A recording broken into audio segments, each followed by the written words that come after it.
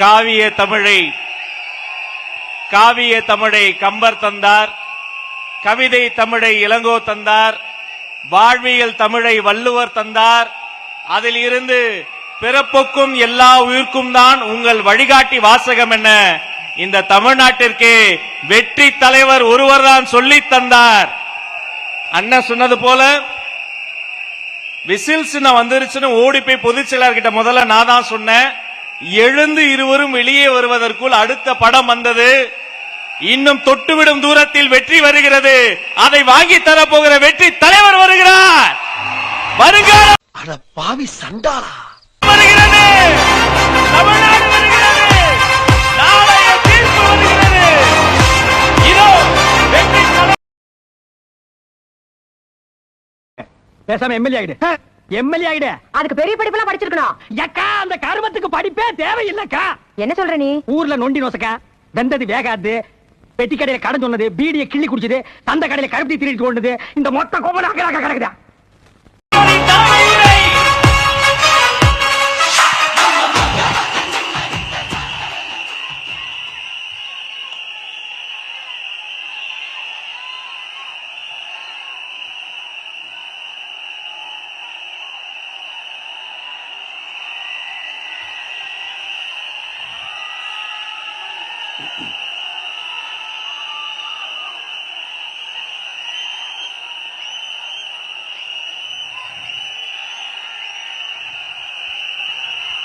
நம்மளுடைய இந்த அரசியல் பயணத்தில் மிக மிக மிக முக்கியமான ஒரு காலகட்டத்தில் நாம் இருக்கிறோம். நான் ஏன் இதை இவ்வளவு அழுத்தமா சொல்றேன் அப்படின்னா,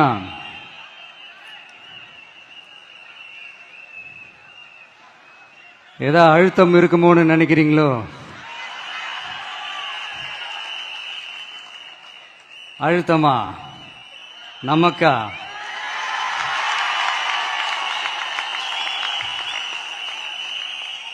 இந்த அழுத்தத்துக்கெல்லாம் அடங்கி போற ஆளா இந்த ஆளு?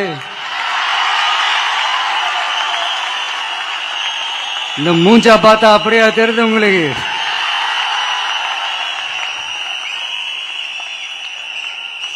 அதனால அப்படியெல்லாம் நடக்காது. அதுவும் முக்கியமா நம்ம கிட்ட அதெல்லாம் நடக்கவே நடக்காது. ஆனா அழுத்தம் இருக்குதான்னு கேட்டீங்கன்னா இருக்குது. அது நான் இல்லைன்னு சொல்ல வரல. நமக்கு இல்ல, மக்களுக்கு. தமிழ்நாட்டை இதுக்கு முன்னாடி ஆண்டவங்களும் சரி பாஜகவுக்கு அடிமையா தான் இருந்திருக்கிறாங்க. சோ அவங்கள நம்பி ஒரு பிரயோஜனமும் இல்ல. இப்ப ஆண்டுகிட்டு இருக்கிற இந்த திமுக அரசாச்சும் நமக்கு ஏதாவது செய்வாங்கன்னு பார்த்தா இவங்களும் அவங்கள மாதிரியே தான். இன்னும் சொல்ல போனா ஒரு படி மேல, இன்னும் மோசம். அவங்களாச்சும் நேரடியா சரண்டர் ஆகி இருப்பாங்க, இவங்க மறைமுகமா சரண்டர் ஆகி இருக்கிறாங்க. அவ்வளவுதான் வித்தியாசம். அதனால நீங்க பாத்தீங்கன்னா அவங்களோட அந்த வேஷம் கலைஞ்சிடக்கூடாதுன்றதுக்காக இந்த கலர் கலரா கவர்ச்சிகரமான இந்த அறிவிப்புகளை வெளியிடுறாங்க. நோட்டீஸ் பண்ணியிருப்பீங்கன்னு நினைக்கிறேன்.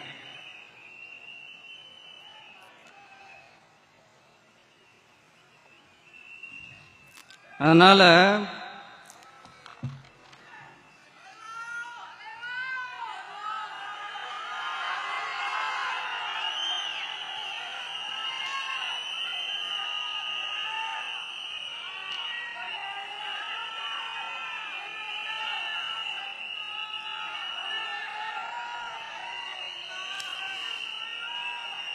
சோ இவங்க எல்லாரும் இப்படியே இருக்கிறாங்களே, நமக்காக உண்மையா உழைக்கிறதுக்கு யாராச்சும் வந்துட மாட்டாங்களா அப்படின்னு மக்கள் ஒரு விதமான அதை வெளியில சொல்ல முடியாத ஒரு அழுத்தத்தில் இருக்கிற நேரம் இது. மாத்தி மாத்தி ஓட்டு போட்டு ஏமாந்த அவங்க இப்ப நம்மள நம்புறாங்க. நம்மளுடைய இந்த தமிழக வெற்றி கழகத்தை இந்த விஜய் கூட நிப்பான்னு நம்புறாங்க.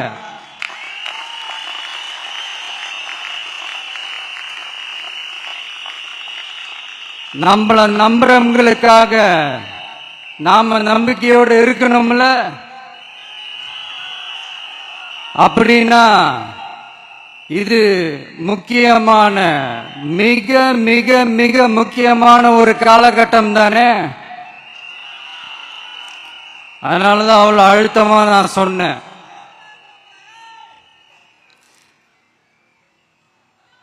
இந்த தேர்தல், இந்த கூட்டணி,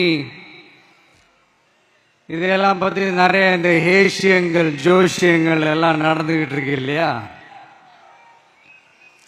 ஏன்னாப்பா இந்த விஜய் இப்பதான் வந்திருக்கிறாரு, இவரு கூட எல்லாம் யாரு வர போறா, அவங்க வர மாட்டாங்க, இவங்க வர மாட்டாங்க, அப்படி இப்படின்ட்டு நம்மளை பத்தி ஒரு அண்டர் எஸ்டிமேட் பண்ணிட்டு இருக்காங்கல்ல. அதுனா நமக்கு புதுசா என்ன? 30 வருஷமா நம்மளை அண்டர் எஸ்டிமேட் பண்ணிட்டு தான் இருக்கிறாங்க.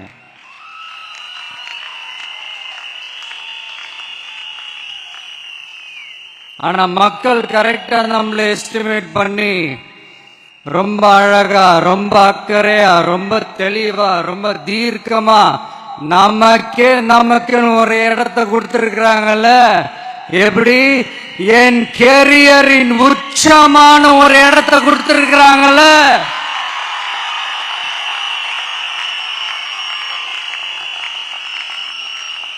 அதை இந்த நாடே பார்த்துக்கிட்டு இருக்குல்ல.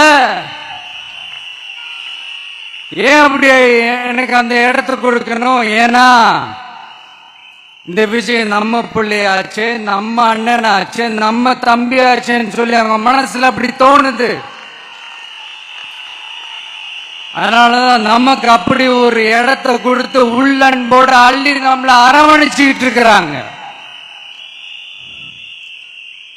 அப்படி நம்மள நம்புறவங்களுக்காக நாம உழைக்கிறது, அது ஒரு பழக்கமாகி பழக்கமாகி இப்ப அதுவே என்னுடைய ஒரு ஒரிஜினல் கேரக்டராகவே மாறிடுச்சு.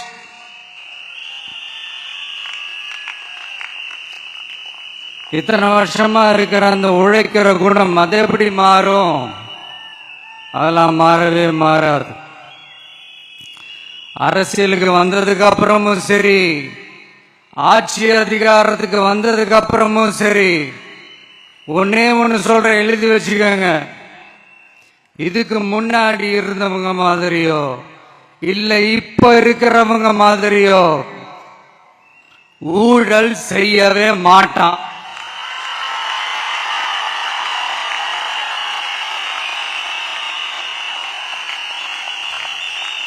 ஒரு பைசா தொட மாட்டேன். எனக்கு அது அவசியமே இல்லை. புரிஞ்சுங்களா உங்களுக்கு? எனக்கு அதை தொட வேண்டிய அவசியமே இல்லை.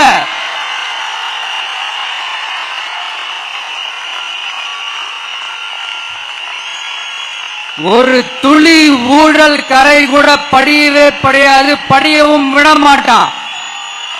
நீங்க கேட்கலாம், இது என்ன சினிமாவா, இதன முதல்வன் படமா, ஒரே நாள் இவர் எல்லாத்தையும் கிளீன் பண்ணிடுவாரான்னு நீங்க கேட்கலாம். ஓகே, பிராக்டிகலா அது பாசிபிள் இல்லதான். But it is a process, right? It is a process. இப்படி எதுக்குமே ஆசைப்படாத ஒருத்தன் அரசியலுக்கு வரான் அப்படின்னா, அவன் கண்ணு முன்னாடி ஏதாவது ஒரு தப்பு நடக்குது அப்படின்னா, அவன் கண்ணு முன்னாடி ஏதாவது இந்த மாதிரி ஒரு ஊழல் நடக்குது அப்படின்னா, அதை பார்த்துக்கிட்டு அவன் சும்மா இருப்பான்னு நினைக்கிறீங்க?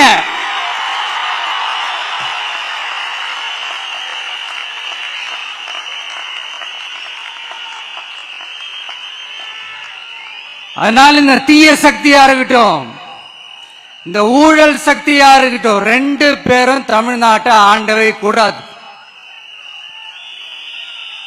அப்படிப்பட்ட இந்த கட்சிகளை உண்மையா தில்லா எதிர்க்கிற அந்த கட்ஸும் கெத்தும் நம்ம கிட்ட மட்டும்தான் இருக்கு.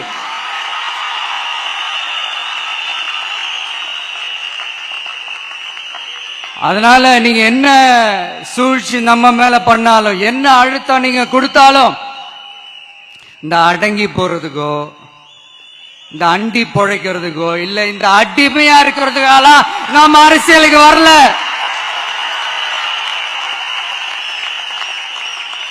என் மண்ணுக்கும் மக்களுக்கும் யார் என்ன தீங்கு செஞ்சாலும் அதை எதிர்த்து அவங்க கிட்ட இருந்து நம்ம மக்களை பாதுகாக்கிறதுக்காக தான் நம்ம அரசியலுக்கே வந்திருக்கிறோம். அண்ட் முக்கியமா தோழர்களே, மக்களுக்கு என் மேல மட்டும் நம்பிக்கை இருந்தா அது பத்தாது. என் கூட டிராவல் பண்ற என்னோட எல்லா தோழர்கள்கிட்ட அந்த நம்பிக்கை வரணும்.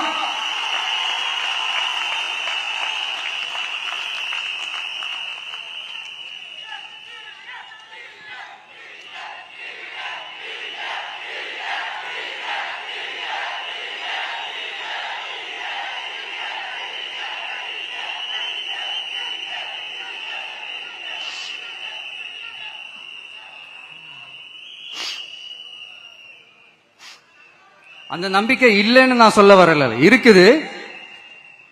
ஆனா அதை தொடர்ந்து இருக்கிற மாதிரி நீங்க எல்லாம் நடந்துக்கணும். தப்பு பண்ண யாரா இருந்தாலும் தப்பிக்கவே முடியாதுன்ற அந்த ஒரு பயம் இருக்கணும். எல்லாரும் உங்களை தான் கேட்கிறேன், எல்லாரும் உண்மையா உழைப்பீங்கல்ல?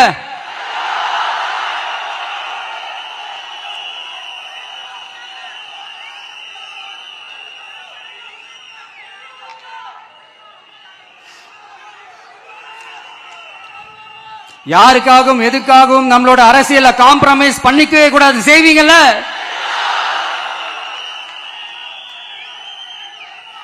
அண்ட் தயவு செஞ்சு எல்லாரும் கொஞ்சம் ஒற்றுமையா இருந்து சேர்ந்து உழைச்சி ஜெயிப்பீங்கல்ல?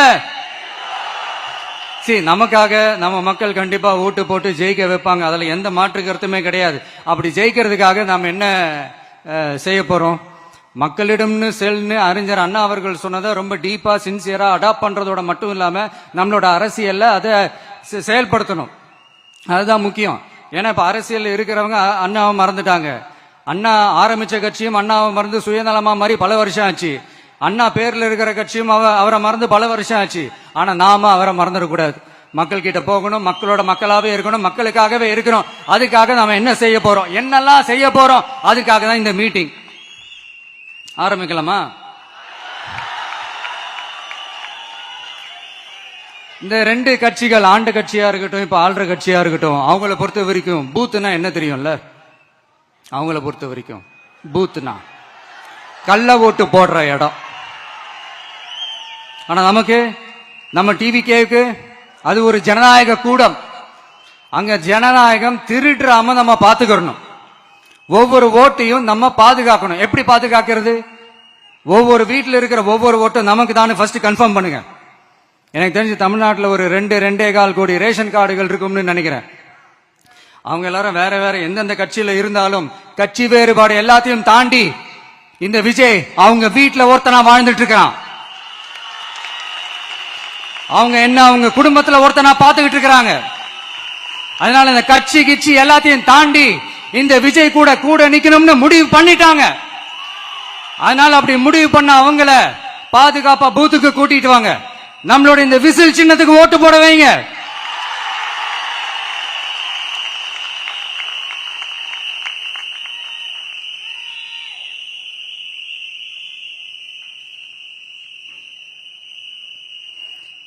ஒன்றியம், நகரம், பேரூர் பகுதி கிளைன்னு இங்க வந்திருக்கிற நம்மள எல்லார் நிர்வாகிகளும் தான் நம்ம கட்சியினுடைய ஆணி வேர். நீங்க எல்லாரும் சுதந்திரமா செயல்படணும், சுதந்திரமா செயல்பட விடணும்.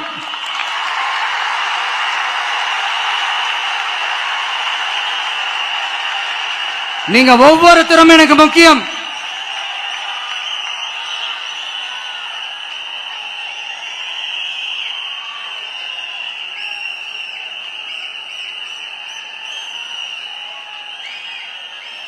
நீங்க தான் நம்மளுடைய இந்த BLAs பூத் லெவல் ஏஜென்ட்ஸோட களத்தில் நின்று வேலை பார்க்க போற ஃப்ரண்ட் லைன் வாரியர்ஸ். இப்ப நடக்க போறது வெறும் எலெக்ஷன் கிடையாது, இது ஒரு ஜனநாயக போர். இந்த டெமோக்ராட்டிக் பேட்டில லீட் பண்ண போற கமாண்டர்ஸ் நீங்க தான்.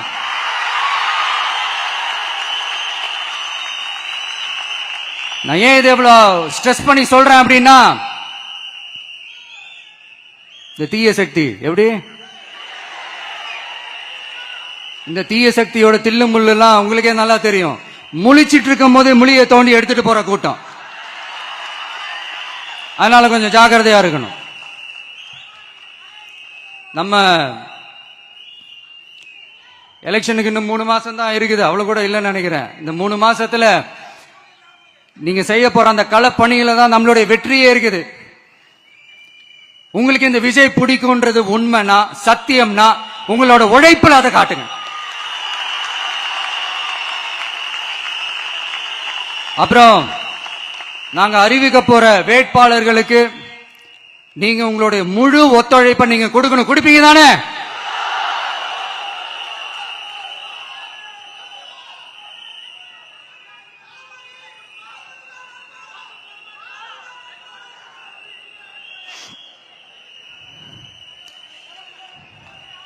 உங்க எல்லாரையும்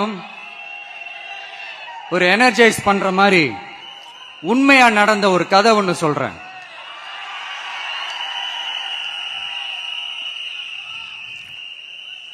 சொந்த நாட்டையே ஒரு கூட்டம் அபகரிக்குது. சொந்த நாட்டிலேயே இருக்க முடியாத அளவுக்கு ஒரு நெருக்கடி ஏற்படுது. சோ வேற வழி இல்லாம அந்த நாட்டை விட்டே வெளியே போய் வேற ஒரு இடத்துக்கு போய் காடு மலை அப்படி இப்படின்னு சுத்தி மறைஞ்சு வாழ வேண்டிய ஒரு சூழ்நிலை ஏற்படுது. என்னடா இப்படியே ஓடிக்கிட்டு இருக்குமேன்னு சொல்லிட்டு தன்னோட நட்பு சக்திங்க கிட்ட பேசி ஒரு பெரும் படையை திரட்டிக்கிட்டு அதிரடியா ஒரு போரை நடத்தி அந்த நாட்டையே திருப்ப மீட் எடுத்தது யார் தெரியுமா? நம்ம கொள்கை தலைவர்களை ஒருத்தரான ராணி வேலு நாச்சியார் அவர்கள் தான். என்னமா அப்ப கொஞ்சம் கூட வெக்கப்படாம பேசிட்ட? படிப்பு என்ன அவ்வளவு சீப்பா போச்சா? அவங்களுக்கு அந்த நட்பு சக்தியா கூட இருந்து உழைச்சது சின்ன மருது, பெரிய மருது, சையது, கார்கின்னு சொல்லிட்டு அந்த 3 பேரும் தான். உனக்கு இதெல்லாம் சாதாரண விஷயம்டா. சொன்னா விடுறா. போ போ, கூட்டம் போகாத. போ, போய் வேலை வெட்டியா பாரு. போய்கிட்டாரு. ஆங்கிலேயர் படை, ஆற்காட்டு படை மாதிரி அந்த 2 பெரும் படையை அடிச்சு துவம்சம் பண்ணிட்டு அந்த நாட்டையை திருப்பி மீட்டு எடுத்தது வேலு நாச்சியார். அன்னைக்கு இருந்த ஆங்கிலேயர் படை, ஆற்காட்டு படை மாதிரி இன்னைக்கு என்னென்ன படை இருக்குதுன்னு உங்க எல்லாருக்குமே நல்லா தெரியும். அதனால அந்த 2 படை மட்டும் இல்ல, இன்னும் எத்தனை படை வந்தாலும் எதிர்த்து நின்று ஃபேஸ் பண்றதுக்கு ஒரு நல்ல தலைமையும் இத்தனை சக்திகள் என் கூட இருக்கும் போது, இத்தனை சின்ன மருது, இத்தனை பெரிய மருது, இத்தனை சையது கார்கிகள் என் கூட இருக்கும் போது, கால அரிக்குதே.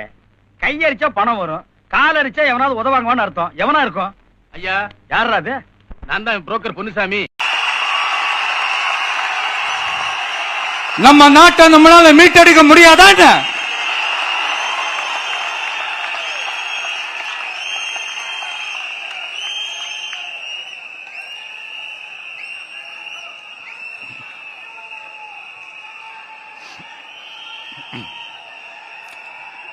அதுவும் இந்த படை, நம்மளுடைய இந்த டிவிகே படை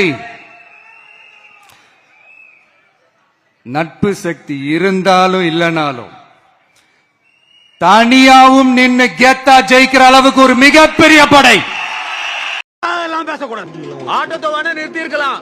வேம்பிலி ஸ்டேஜ்ல கதறினது மறந்துட்டியா? அன்னைக்கு ஆட்டம் நின்னுச்சு. இல்லனா அப்பவே சாவச்சிருப்போம். இல்லனா உன் பரம்பரையே நல்லது. இந்த ரோஸ் தோல்வியை ஒத்துக்குச்சு. நீ புலி இல்ல மேன், மூக்குல வர சளி. வேம்பிலி, நீ தான் அன்னைக்கு 4வது ரவுண்ட்ல தோத்துட்ட. நீ பேசல பாரு. அன்னைக்கு உன்னால முடியல, நீ தோத்துட்ட. என்னடா வேணுமா கேட்டு வாங்கி சாப்பிடுங்கடா. நோ, அந்த பின்னாடி இருக்கிற முந்திரி பாக்கெட் எடு. நோ, அந்த கட்சியில இருக்கிற பிங்கோ டொயன்னா. எனக்கு அந்த மூலையில இருக்கிற முறுக்கு பாக்கெட் என்ன? முறுக்கு பாக்கெட் தான் முன்னாடியே இருக்குது இல்ல? முன்னாடியே இருக்குதா? அப்ப வேணாம். அந்த பின்னாடி இருக்கிற சர்பெக்சல் பாக்கெட் என்ன? ஏய், அது சாப்பிடுறது இல்லடா. நான் சாப்பிடுவேனா? எதுக்கு நான் எங்க மூஞ்சிய பாத்துக்கிறேன்? எதுக்குண்ணா? என்னப்பா? இல்ல, எல்லாரும் பின்னாடி இருக்கிற பொருளே கேக்குறீங்களே, நான் திரும்புற கேப்ல முன்னாடி இருக்கிறது ஏதாவது எடுத்துட்டு ஓடிட்டாங்கன்னா அசிங்கப்படுத்துறீங்களா?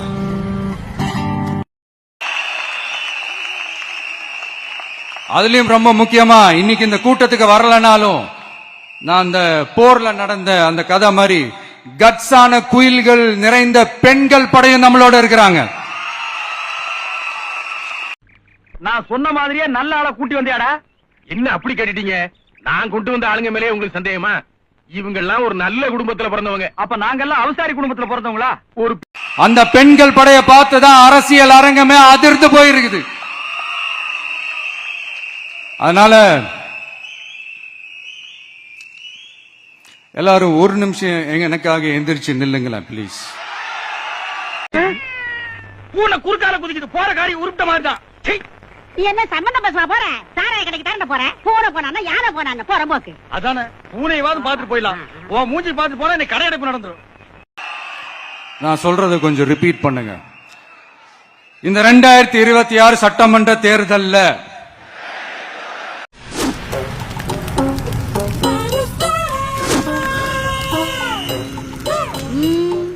வருஷமா பில்டப் தான் கொடுக்கிறாரு, உன்னத்தையும் உடைக்க மாட்டேங்கிறாரு. நாம எல்லாரும் உண்மையாக உழைப்போம், சத்தியமாக உழைப்போம், உறுதியாக உழைப்போம், ஒற்றுமையாக உழைப்போம். வண்டியில இப்ப என்னடா செய்யுற? தேங்க்யூ. Please sit down.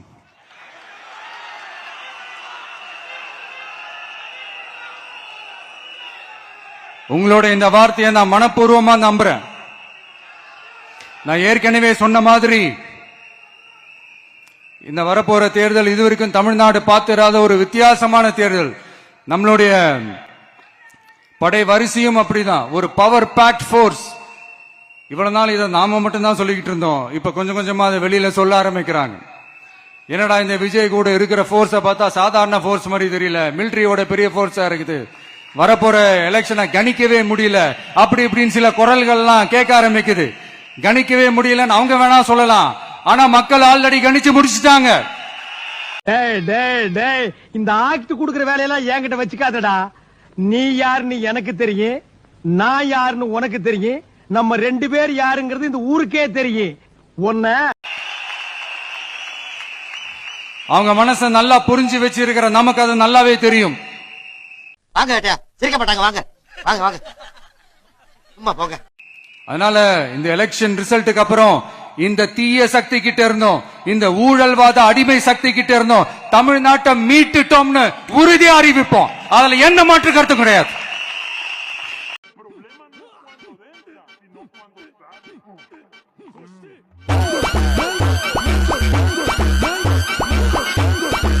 அதனால என் நெஞ்சில் குடியிருக்கும் தோழர்களே, தோழிகளே, உங்களோட நான் இருக்கேன், நம்மளோட நம்ம மக்கள் இருக்கிறாங்க. இதுக்கு மேல என்ன வேணும்? கான்பிடண்டா இருங்க.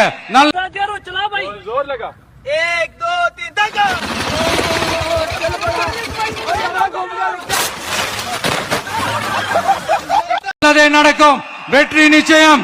மீண்டும் சந்திக்கும் வரை நன்றி, வணக்கம். He's had a very busy week here in Saudi Arabia. He's had dinner with many princes and very important people, and he just. Oh my God! What the heck? What did Titus just? I can't believe what I just saw. தமிழக வெற்றி கழகத்தின் வெற்றி தலைவர், தர்மத்தாயின் தவ புதல்வன், அது முக்கியம் இல்ல. நம்ம எது பண்ணாலும் இந்த உலக நம்மள உடனே உத்து பார்க்கணும். நாதாரித்தனம் பண்ணாலும் நாசுக்கா பண்ணணும்டா. ஆனா நம்ம பண்றது 4 பேருக்கு புரியப்படாது, தெரியப்படாது.